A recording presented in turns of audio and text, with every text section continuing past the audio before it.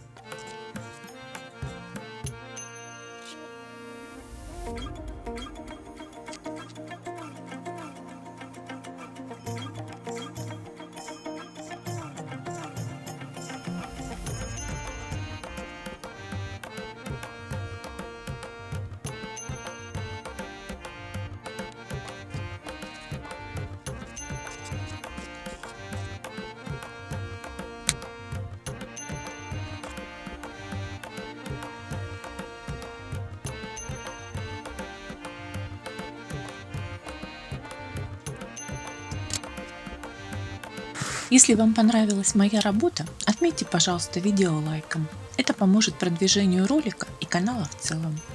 Благодарю вас! Как всегда, я от всей души желаю вам крепкого здоровья и мирного неба над головой. Пока-пока!